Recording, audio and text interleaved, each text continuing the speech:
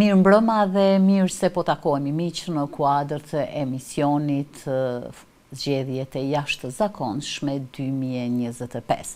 Sonte kam kënaqësinë të bashkëbisedoj me doktorantën e farmacisë Majlinda Nushi Limani, e cila garon si kandidate për deputete nga radhët e lëvizjes vetëvendosje. Mirë mbrëma dhe mirë se erdhët. Mirë mbrëma dhe mirë se u gjej. Krahas punës së farmacisë, ju jeni shkolluar dhe edukuar edhe për sfidat e një politikani në një shkollim në Gjenevë. A ishte një shans i mirë për ta promovuar veten dhe për ta nisur rrugtimin në politikë? E para, faleminderit për ftesën. Është kënaqësi që të jemi në një nga televizionet më të shikuara jo vetëm për Gjakovën, po dhe në rajon. Dhe arsyeja është puna e të cilën e bëni ju pikërisht atë udhëheqësit e emisioneve të ndryshme. Unë besoj e dini, si Majlind, kam qenë gjatë gjithë kohës edhe në fëmijërinë time të hershme, aktive falë sukseseve në mësime, po dhe kurreshtjes që të njihemi nga afër dhe të kemi dhënë zë problematikave të cilat na shoqëronin në atë kohë.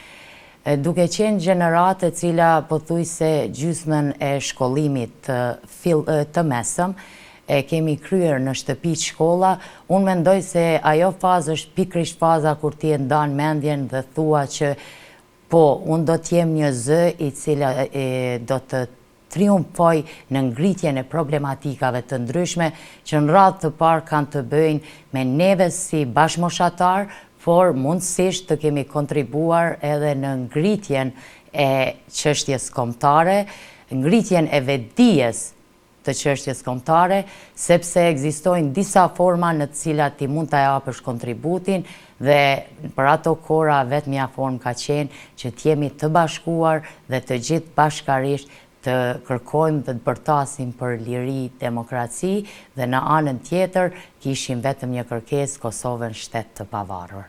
Po. Lëvizja vetëvendosje ka në listën e saj një mori grash. Pse vlerësoni se duhet votuar numrin tuaj? Ju thënë drejtën, ju e përmendet më herët çështjen e shkollimit, nuk ka qenë zgjedhja e imja, po ishim përzgjedhur disa prej nesh që të mbarojmë në CAS-in, që është qendra për studimin e marrëdhënieve ndërkombëtare në Gjenevë të Zvicrës, dhe aty e kam kuptuar që pas certifikimit neve ishim më të pjekur dhe më të familiarizuar me sfidat që presin një politikan të shekullit 21. Sfidat janë të ndryshme, në radhë të parë ne si gra, mos harroni se fillimisht duhet jemi dhe nëna, që do të thotë se është një kohë të cilën ja merr vetës nga përdiqëmëria dhe ajo që të them më shumë është fakti i kohës lirë të cilën mbase do ta kaloje me fëmijët e tu. Por është interesant se sa më shumë që ngarkohemi, aq më vullnetshëm reagojmë dhe aq më shumë gjejmë kurajo të vetvetja që ne mund ta bëjmë dhe këtë. Ajo që një grua në politikë, domethënë ballafaqohet në shoqërinë tonë, unë mendoj më e rëndësishme mbase ajo që hasim më së shpeshti është gjua maskiliste e cila përdoret në rrethana të ndryshme. Mos harroni që edhe përkundër punës profesionale që bëjmë, vazhdimisht i përcjellim edhe debatet e ndryshme, qoftë nëpër emisione televizive, e sidomos ato në parlament, nga që gratë të cilat përfaqësojnë, unë mendoj që duhet të jenë shumë të zëshme dhe shumë bashkëpunuese njëra ndaj tjetrës, në rastet kur përdoret gjuhë maskiliste, sepse në këtë shoqëri dhe në gjithë shoqëritë e botës, gruaja është themeli i familjes dhe si e tillë duhet që të reflektoj, të shtri dorën njëra tjetrës dhe t'ju shmangeve çfarëdo ofendimeve të cilat vinë qoftë edhe për ndonjë interes shumë të madh, të mos lejojmë që të kemi marrë ofendime të cilat nuk kanë të bëjnë me realitetin e aq më pak me një shoqëri demokratike europiane. Nëse rikthehemi viteve para, të të gjithë ju njohin si një zë i fuqishëm i fjalës së shkruar, ku keni trumpetuar duke recituar e duke dëgjuar zërin shumë larg. A do t'jeni po kaq e fuqishme edhe në parlament për shumë nisma të cilat do të promovojnë mirëqenien e qytetarëve? A do të votoni ato ligje që janë në të mirë të qytetarëve, edhe atëherë kur ndoshta do t'ju kërkohet që t'i neglizhoni ose t'i shtyeni për një kohë të caktuar? Po, nga që unë si majlind, politiken nuk e kuptoj si interes personal, nuk e kuptoj si avancim apo kompletim i personalitetit, përkundrazi e kam në themel të zemrës time të vullosur që politika përfundimisht është shërbim ndaj qytetarit. E tingëllon si klishe fjala në shërbim të qytetarit, prandaj kam vendosur ta them ndryshe, unë zotohem para gjithë qytetarëve që do t'jem po e njëjta majlind, e cila për çfarë do problemi i cili i çon përpara çështjet, do t'jem shumë e zëshme, por kuptohet që nuk mjafton vetëm ngritja e zërit, po do t'jem shumë bashkëpunuese dhe shumë kooperuese me të gjitha palët që të arrijmë deri te realizimet. Gjatë jetës jam prirë me faktin, mbas edhe gabim, po unë mendoj që është e vërtet, në jetë nuk kemi probleme. Neve duhet gjatë jetës t'i gjejmë zgjidhjet e problemeve, kjo është detyra dhe misioni i gjithë secilit prej politikanëve të Kosovës. Sa shumë probleme kanë qytetarët e Kosovës dhe ulësja parlamentit të detyron në një farforme t'i ngresh përpara të gjitha ato. Cilat vlerësoni si janë 3 prioritetet të lëvizjesve të vendosje që janë në të mirë të votuesve që do të votojnë të dielën në 28 dhjetorit?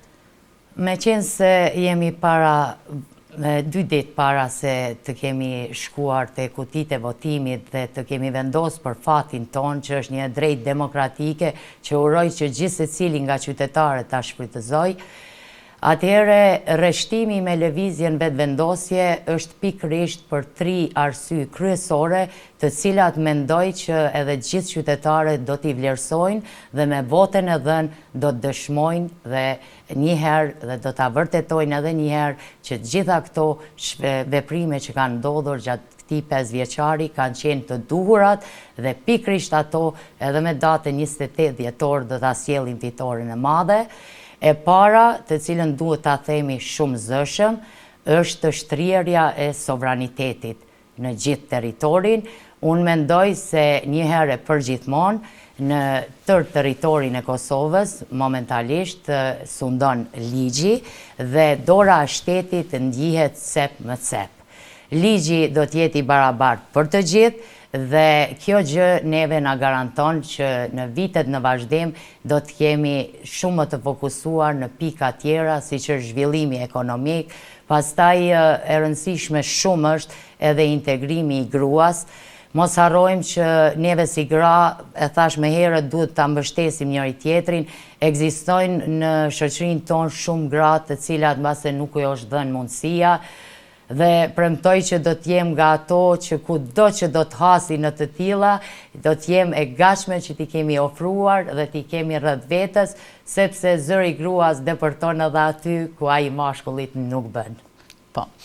Duke qenë farmaciste dhe duke njohur mirë funksionimin e ligjit për unifikimin e barnave, problematikat që po ka ky ligj në implementim të plot të tij, duket sikur shpesh edhe vetë farmacistët, por edhe vetë qytetarët janë skeptik nëse gjithçka do të shkojë mirë, ndoshta në një afat më të gjatë edhe do të rregullohet. Juve personalisht, si po e shihni këtë ligj dhe a ka ende nevojë për të modifikuar apo për të zbatuar? E vërtet që sa i përket kontributit tim maksimal në aspektin profesional do të jetë pikërisht në sektorin e shëndetësisë, dhe duke qenë vetmja kandidate në të gjitha listat që vijnë nga sektori i farmacisë, do të thotë fokus do të jetë në radhë të parë trajtimi dinjitetshëm i rolit të farmacistit.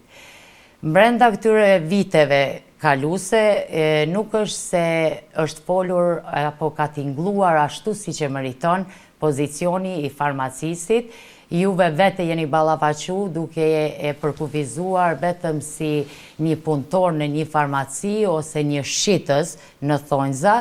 Unë mendoj që është roli i tij është shumë vendimtar dhe mund të them është një nga hallkat kryesore në përmbylljen e sistemit e funksionimit të një sistemi si duhet shëndetësor, nga që ne jemi ata të fundit të cilët e shërbejmë terapinë të cilën mjeku e shkruan, ai mbase mund ta gaboj, gjë që ne duhet ta përmirësojmë, mirë po gabimin e farmacistit e mbulon vetëm toka. Prandaj, roli fillimisht do të fokusohem që ta kem përkufizu cili është roli i vërtet i farmacistit në sektorin e shëndetësisë publike dhe atë private. Sa i përket ligjit të barnave, është e vërtet që për herën e parë është bërë një ligj i cili unifikon çmimet. Thënë më thjesht, do të thotë që të kemi çmime të njëjta në të gjitha farmacitë e Kosovës, në mënyrë që qytetarët mos kenë nga rend në për farmaci të ndryshme shkaku i çmimit. Mirë po janë edhe shumë faktorë të tjerë të cilat shoqërohen përveç përcaktimit të çmimit dhe me qenë se është herë e parë, duhet ta dim edhe ta kuptojmë drejt që ka qenë domethënë shumë e vështirë, mjafton që është filluar, është në fazë tranzitore dhe ka hapësirë për ndryshime. Me qenë se janë dy lloj faktorësh të cilët kanë qenë deri te një zbatueshmëri jo e saktë dhe jo si duhet, për të cilin prandaj thash edhe më herët zotohem se do të jem shumë kurreshtare dhe do ta jap maksimumin që të na çojë deri te rezultati që ky ligj të gjejë zbatueshmëri dhe të jetë i kënaqshëm edhe për qytetarët, por edhe për farmacistët e sektorit, edhe atij publik dhe atij privat. Në këtë rast, domethënë janë dy lloj faktorësh që kanë ndiku që zbatueshmëria e ligjit, me qenë se është bërë për herë të parë, të ketë diskrepanca me ndryshimet, është e vërtet që disa prej ilaçeve kanë pësu rritje, që do të thotë qëllimi ka qenë që çmimet jenë të ulura, por disa prej tyre kanë rezultuar që të kenë çmim më të lartë. Këto do të rishikohen, kuptohet, mirë po cilët janë ata faktorë. Faktorët jashtëm do të thotë janë ata të cilët determinojnë deshta apo s'deshte. Një ndër ta është edhe fakti që shumica e prodhuesve farmaceutik të nivelit botror, domethënë kanë pas shpërngulje në shtetet e lindjes, gjë që me automatizëm reflekton në ngritje të çmimit. Dhe në anën tjetër është shumë e rëndësishme edhe fakti që kërkesat në tregun europian, domethënë në tregun e përgjithshëm global, nuk është se janë të parashikuara si disa vite më parë.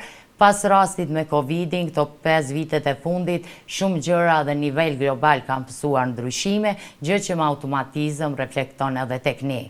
Kurse, sa i përket faktorit të mbrendshëm, është ligji i prokurimit, OSHP-s, dhe mendoj që do të punohet intensivisht dhe shpresoj që me marrjen e mandatit të ri, domethënë do ta kenë mundësinë që një herë për gjithmonë të bëhet zgjidhja përmes ligjit mbi funksionalitetin e OSHP-s, duke mos krijuar as paqartësi, po as vanesa në shumë çështje që ndërlidhen me barna. Kur jemi te farmacit, e ndjesi obligim moral për qytetarët e komunës sonë, të cilët ballafaqohen me mungesë të blerjes së barnave gjatë natës, kur farmacit janë të mbyllura. Pyetja ime është, pse këta farmacistët e Gjakovës nuk dëgjojnë të punojnë natën?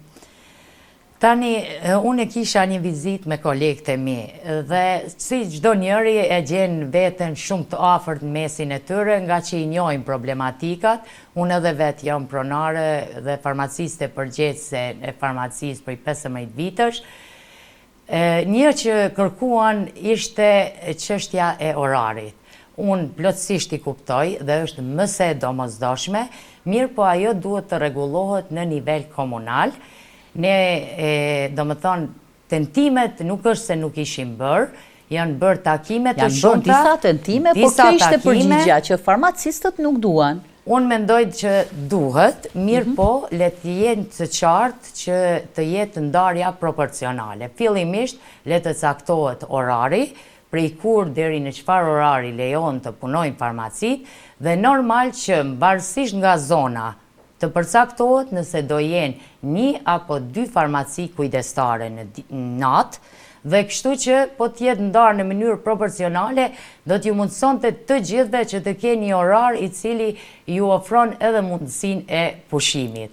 Sektori privat, duke mos e pas rregullum orarin e punës, mendoj që tashmë kemi mbrit një fazë kur edhe fizikisht nuk e mban ose lodhesh, prandaj është në të dobin dhe në të miren e gjithë kolegëve të mi që sa më parë të ulen dhe bashkarisht ta kenë gjithë çështjen e orarit. Po, kishin vetëm 8 ditë fushat, pavarësisht që të gjitha subjektet politike, përfshirë dhe lëvizjen vetëvendosje, nisën këtë para fushatën e prezantimit të kandidatëve në grupe të caktuara.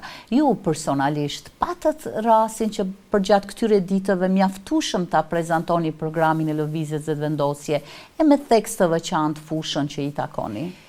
E vërteta është që zgjedhjet quhen të jashtëzakonshme dhe e jashtëzakonshme ishte dhe fushata. Për mua si Majlind ka qenë shumë interesante për faktin e kandidimit për herë të parë dhe duke qenë person i prirur që t'i dua njerëzit, unë vazhdoj me ngele t'tillë, dashuria ofruar nga ta ka qenë motivi që më detyron që me gjithë secilin të diskutojmë, jo vetëm për hallet që kanë të bëjnë me profesionin, po unë mendoj që ne duhet të jemi të dëgjueshëm për hallet e gjithë secilit. Mos të habitemi që në veçanti Gjakova është vendi që mendoj që ja ka paguar targun më të lartë lirisë. Dhe personalisht si Majlind ndihem shumë borxh ndaj atyre grave, ndaj atyre motrave, ndaj atyre vëllezër, të cilët i dhanë më të dashurit e tyre vetëm e vetëm që neve sot ta gëzojmë lirinë. Prandaj e kam përdor disa herë dhe do ta them edhe në televizorin e juaj, i premtoj që do t'jem gardian i amanetit tyre, ata të gjithu flijun që për një Kosovë shtet të pavarur, shtet të plot, shtet për të gjithë, ku do t'ketë vend për gjithë secili nga ne, pa marrë parasysh dallimet që mund t'i kemi mes vete, dhe bashkarisht ta kemi qu vendin përpara. A do thotë kjo se ju e ndjeni edhe më shumë me që ishit edhe e bija e profesorit të vrar, profesorit Jakub, dhe gjithsesi kjo ndjenja përgjithsisë rritet 2 herë më shumë? Po, është shumë e vërtet, ndjenjat, domethënë normal që përçohen dhe sado që t'jemi të fortë, ndjesia ose fakti, arsyeja pse ata nuk janë më, na është përkthyer gjitha ajo dhimbje në një forcë të mbrëmshme dhe mezi pres me padurim që këtë ta kem karakterizuar me punë të ndershme, me rezultate të prekshme dhe me një fjalë të japim kontribut që Kosovën tonë të dashur ta ngrisim dhe të jetë e barabartë me gjitha shtetet, jo vetëm të rajonit, po mundësisht edhe ato europiane. Mos harrojmë, du ta theksoj se për dallim prej shumicës shteteve tjera, Kosova ka një pasuri të cilën shumë pak e theksojmë, e ajo pasuri e rrallë jona është rinia, janë djemt dhe vajzat e reja, të cilat janë një potencial i pashtershëm për punë të mira për Kosovën. E keni mundësin ta prezantoni edhe numrin tuaj për shikuesit tanë? Ju faleminderit shumë. Atëherë të dashur qytetar, të gjithë ju që mendoni që Parlamentit Kosovës i duhet një zë tingëllues, një zë i fuqishëm, ju lutem votoni numër 89 është numri në listën e vetëvendosjes, në listën e fitores dhe ju premtoj që do jem zëri juaj. Jo vetëm klishe, po me të vërtet zëri apo veshi që do t'ju dëgjoj kudo që të jeni. Majlinda, faleminderit, suksese. Ju faleminderit shumë për ftesën dhe mundësinë.